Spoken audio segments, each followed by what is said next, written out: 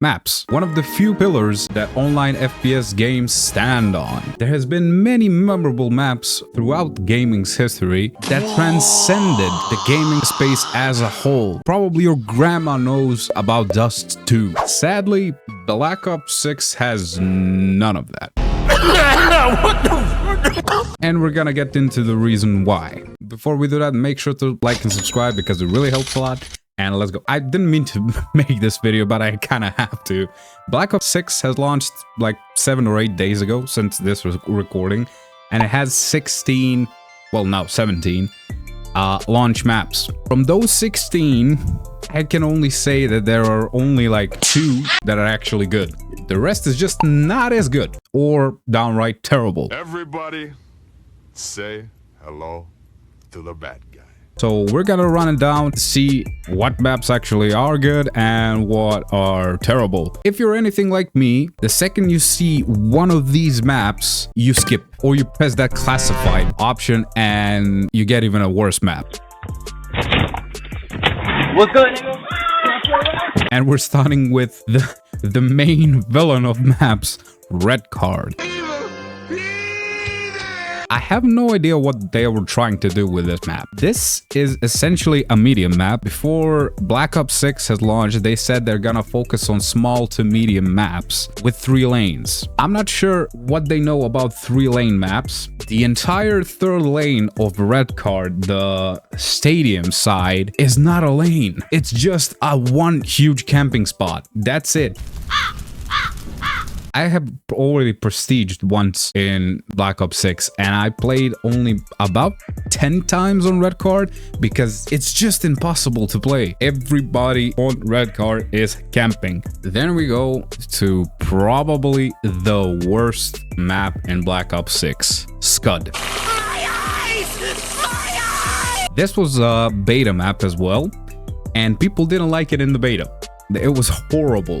The map just didn't look right with the color grading. The huge gigantic dish on the middle of the map, but it's not really a middle, it's one-sided, is a gigantic distraction and a gigantic camping spot. This is kind of a repeating cycle.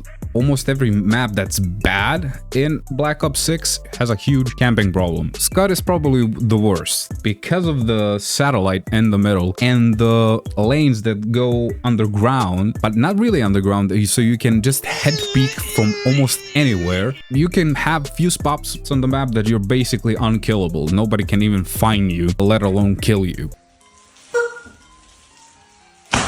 And don't tell me you like it. I can 100% predict what you're doing if you see 2 bad maps. So let's say, for example, you're playing Deathmatch and you have Babylon and Lowtown as your picks.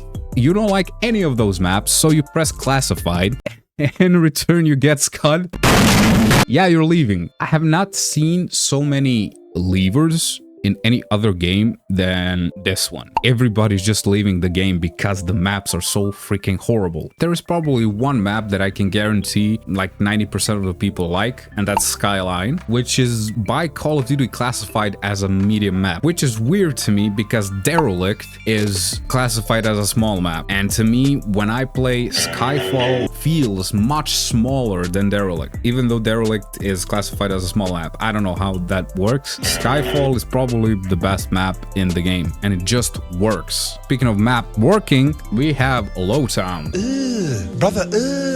By the looks of it, I actually really like Lowtown, but the functionality of the map is horrible. Lowtown has water on the sides of it, which can be implemented good, but the way they implemented it here is you can get shot in the water from basically any spot on the map. Basically, you're doing yourself a huge disadvantage if you ever jump in the water and try to swim under something. 99% of the time when I play Lowdown and I'm in the main building on the top floor, I'm just looking through the windows and I can see people jumping in water. And when they are in the water, they cannot shoot you back, so you just end up killing them. It's stupid. The one thing that they have not pulled off, they don't have any map that have that good map feeling about them, if you know what I mean. It's weird, I know. None of those maps feel good to play on. If your game has 16 maps and out of those 16 maps, 1 is good, 1 or 2 are good, people are usually gonna gravitate towards those two maps. But if you have